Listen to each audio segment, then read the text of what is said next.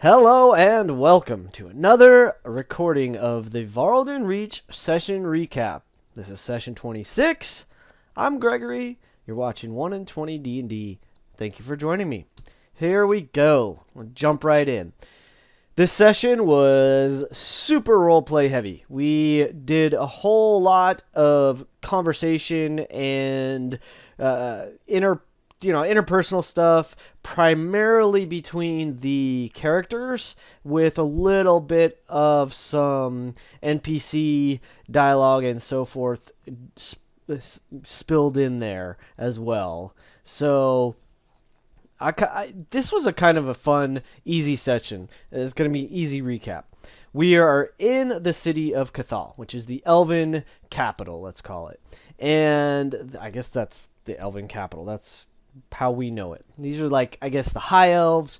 They had the Arcane Council had called our team to report on these strange beings that we've been encountering and these portals and what's been happening.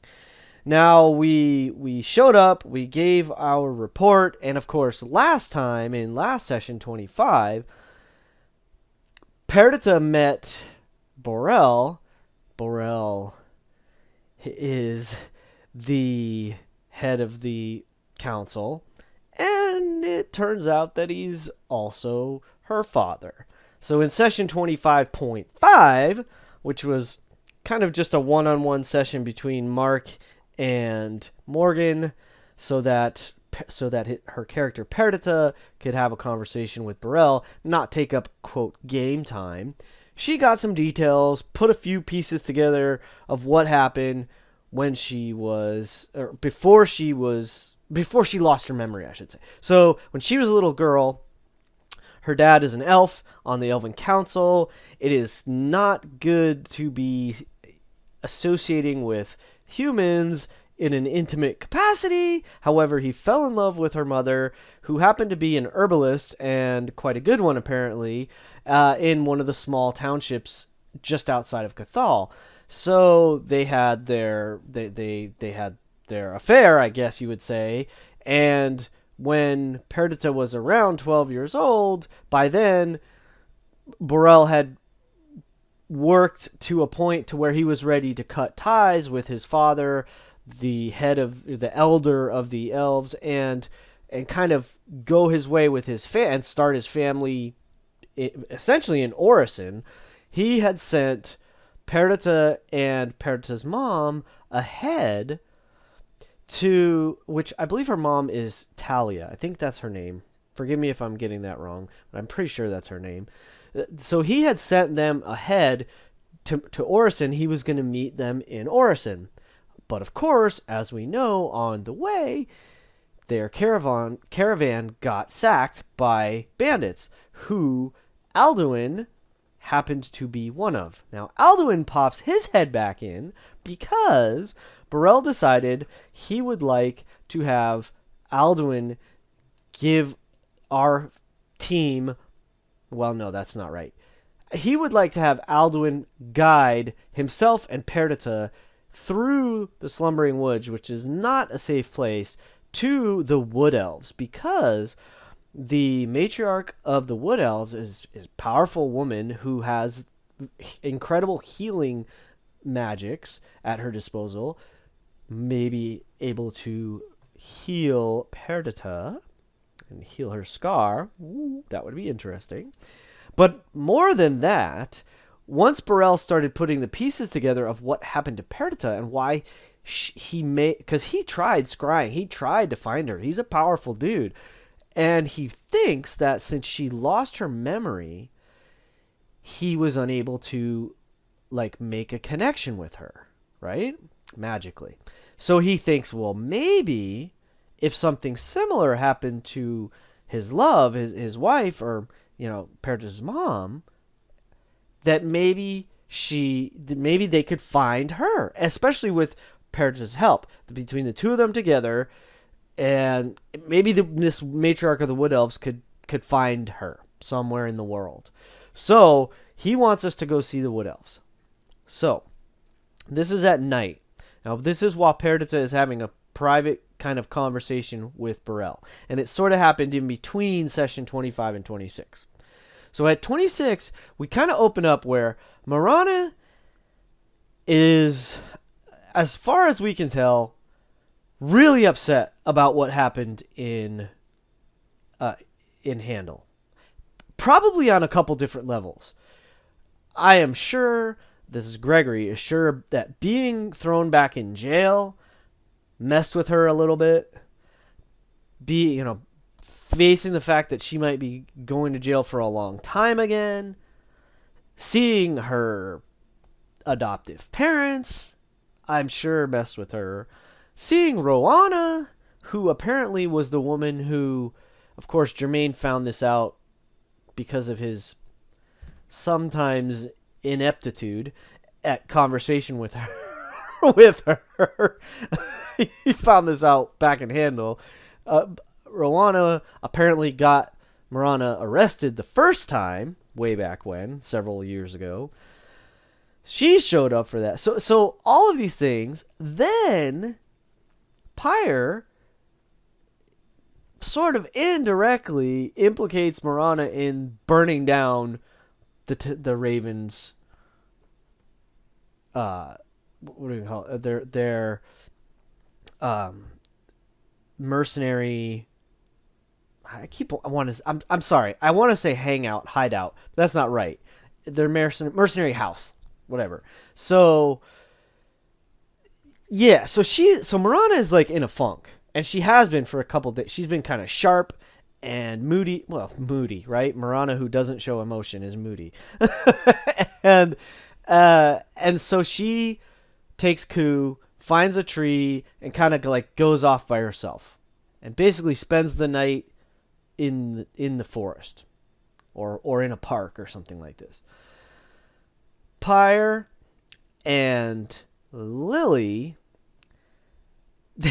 they come and get so once Perdita says, "Hey guys, I need more time.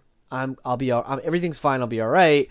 Jermaine is like, "All right, well, maybe we should go for a walk. Anybody else want to go for a walk?" And Lily and Pyre come out, and Pyre brings out Sparks, her construct dinosaur, and we all three go for a ride on the dinosaur through town, making a big commotion, I'm sure. For we were disdain from the parents and the adults, and wonder / amusement / confusion from the children, I'm sure. Lily is like, she's throwing sparklers up in the air with prestidigitation. Jermaine is just kind of like, "Hey, this isn't something you see every day, I'm sure. And what a beautiful city," and so forth. And just trying to, I don't know what he was doing. He was just having a good time, I guess, with the girl ladies, passing the time. So there was a little bit of mayhem. Get back. Perdita's there for dinner. And she kind of fills us in on the fact that Burrell is her dad. To which Lily at first is like, "How do you know he's your dad? Did he prove it?" And this, so she's really protective, like overly protective probably, but she's very like on defense about this whole situation.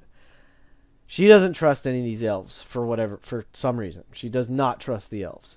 So Pyre is skeptical, I guess cautiously skeptical. Jermaine is freaking thrilled, especially since Eveningfall, the name, the locket, the whole Burrell, everything seems like is coming together. And if anything, Jermaine is pissed off at himself for not seeing it ahead of, like, not being on the ball of like, wait a minute. Last name, magic, Perdita's got magic. This has got to be her dad. But in retrospect, once she tells us, Jermaine is like, of course, yes, he's got to be your dad. So he's thrilled. And now it's, we'll get to that. So, okay, so that's, we find that out. Marana's not back. We have a drink. The four of us have a drink. kind of like a little celebratory drink. We don't get slammed or anything, even though Pyre and Lily suggested a drinking competition, but Jermaine was just like, no, I need to go to bed. It's been a crazy, hectic couple days. So, and we're going to go, she lets us know about Alduin and now Thane, because Burrell contacted Thane. They're going to come the next day, and we're all going to go to see the matriarch of the Wood Elves. Oh, any of us that are willing to go. Of course, Jermaine is like, heck yes, I'm going, right? So, go to sleep. Peridot kind of waits up for Marana. Marana doesn't show up. Next morning, breakfast time. Jermaine and Peridot go downstairs. Marana is downstairs. She basically came back after dawn and essentially met us in the eating hall or whatever it is inside the Tower of the Arcane or what have you. We we brief Marana, bring her up to speed on what's happening, to which, of course, she has essentially the same question of, like, how do you know he's your father? Or did he prove it or something? Again, more skepticism than downright, like, this, like, denial or anything like that. We get we eventually get Pyre and Lily out of bed. Perdita, Morgan had the good idea. She decided that, one thing I should say is, Burrell gave her a gift. It is a mantle of leadership, this very special cloak, essentially, that he made for her, that was supposed to be his 16th birthday present, but of course that didn't happen. So, he gave it to her now. It's beautiful. It's, and she's like, she doesn't need, so now she had a cloak of protection that she had been wearing. So she passes that on to Marana, along with a bunch of things that had been, like, banging around in the bag of holding, these little, like, relic items that are basically one-shot magic items. So she kind of doles them out to each of us, like, here, we need to use these. You take this, you take that, you take this. We do that before our meeting because Burrell, first thing in the morning, called us back to meet with him. And Jermaine was a little frustrated because it's like, they asked us a bunch of questions, but we really didn't get a chance to ask them any questions. So he was like, well, I want to know what they know, right? So when we get to the meeting, Thane is there. Alduin's there. And again, Alduin... Why is Alduin back? Alduin is this rogue... Not rogue. He's not a rogue. He's a ranger. But I mean rogue in the sense of, like, rebel, rogue, like, outsider or something, whatever you want to call her, outlier or whatever. So he's this free agent, let's call him, who was what apparently we just find out he was one of the, I guess they're called the Nameless Ones, basically the like high guard of the Wood Elves. Left them, joined the Vactaire, left them, became a bandit, stopped being a bandit, started fighting the bandits. We found him, he helped us, and turned himself into Vactaire. So there's like this really... Alduin is this really interesting dude. Not the best guy. Jermaine doesn't trust him pretty much at all. He takes him for his word, because he kind of does that with everyone. But it's like the more he finds out about his past, the more he's like, all right, I'm going to judge him by his actions, and I'm going to keep an eye on him. Because, like, well, number one, he's basically functionally in jail in Unity. But Thane agreed to relinquish him to Burrell's kind of, command or control or whatever you want to call it, or, custody, I guess. So Burrell is responsible for him. And so here's Alduin with his gear, like his ranger gear, getting ready to go back to his home through the woods that he knows. So it's really interesting. Alduin is a really fascinating character. So we hit the road, heading there. So much happened in this that was like, again, story stuff. So on the way there, Lily kind of basically has this conversation with Burrell and basically threatens him and is like, if you break Peridot's heart. Now, okay, here's one of the things I wanted to say. At one point, once we found out, when we met Burrell, he referred to Perdita as Lyona, which is her name that he and his mother gave her. Lyona, beautiful name. So at some point on the road, let's say, Morana, PBQ's character Morana asks Morgan's character Perdita how she would like us to call what name she wants to use. What do we call you?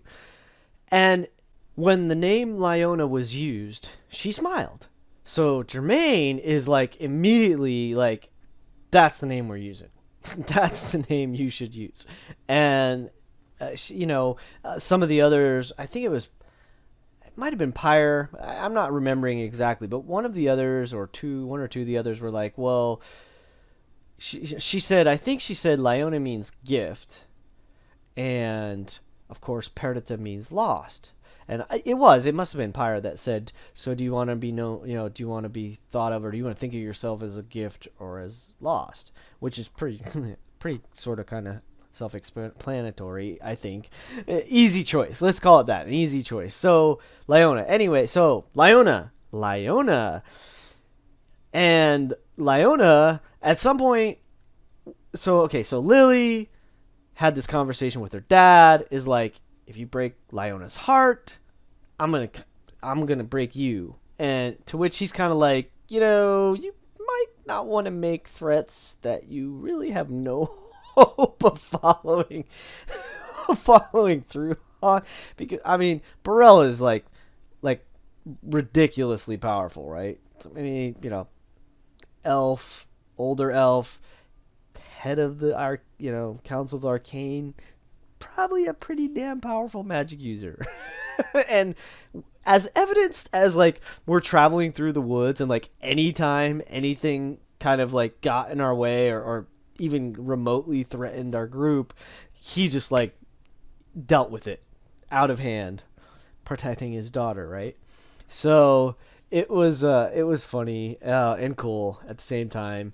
And of course now Lyona, she had a conversation with Jermaine. This was one of the interesting things that happened, that for Jermaine was kind of cool and critical. It was all fun. It was all great. Everything that I've been speaking about. One thing that happened though is that Lyona, first time I did it. So Lyona had a conversation with Jermaine, and during the conversation, it came up that he was like, hey, have you noticed how, Marana's kind of been, and she's like, well, it might be sort of like, we didn't really tell you everything that we did in Handle that day that you kind of went off by yourself. And and like Jermaine's like, well, yeah, I guess I really didn't tell you guys everything I did either. I mean, there were some couple things, because he's been waiting. There's a few things he wanted to discuss with other members. And anyway, she tells Jermaine that Pyre burned down the mercenary house. To which he's kind of like, I think he was a little shocked. Like he was like, wow, okay, well, I was pretty drunk when I got home, but I kind of saw that there was a commotion happening, but he didn't really put it together that maybe they were involved. So she just kind of said, yeah, that's what happened.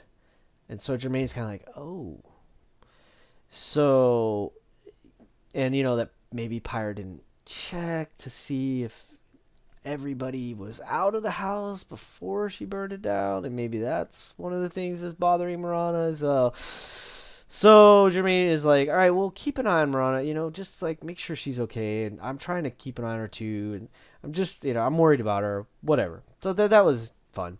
And so then we get to the domain, the home of the Wood Elves, and it's this beautiful, like, gargantuan tree, Titanic. It's just, massive tree, and I can't wait to meet the Wood Elves. But let me share with you the the high points of the session. I wrote these down because I thought it was worth writing down so I would think about it and remember this. There were 3 super cool high points for me. Oh, one other thing about Alduin, on the road, Leona shared her arrow. She mentioned it to Burrell, to her dad, like, hey, when I was found, this was with me, and he she showed it to him the next day. She mentioned it during their first conversation, but she didn't have her gear with her. So the next day, when we're all together and she's got all her gear and her armor and everything, she shows him her arrow, and he says, "Huh, well, that's a wood elf arrow. Maybe you should talk to Alduin." Come to find out, when she does talk to Alduin, it was his. And oh, by the way, all of the, I guess, these guard, I think they're called the nameless ones, maybe the elite guard of the wood elves that guard the matriarch or whatever. They all get issued this, and what he said, it was like, yeah, it's a little easier to carry this arrow, which always comes back to you, than having to carry like quivers of arrows and backup arrows and arrows or something. Rather just have one magic arrow and you're good to go. So she offered it back to him, and he's like, no, it's yours now.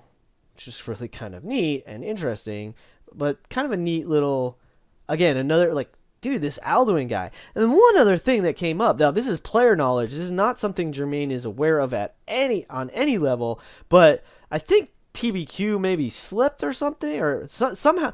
So there was something said between TBQ and RDM Mark, who said something about the fact of, like, starting to see a family resemblance from Alduin.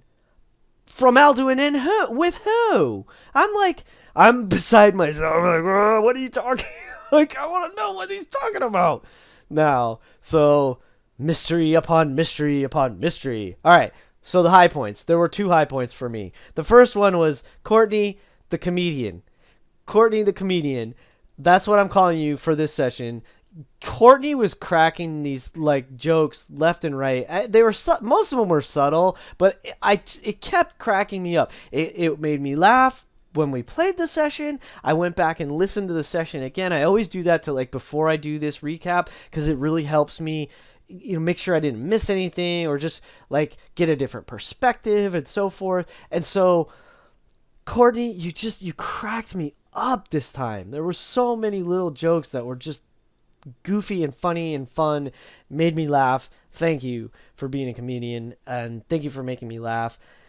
And the other high point of this session, I didn't really make a big deal about it during the session because it had nothing to do with the game, but I want to say it here because this is my place to share these kind of fun things.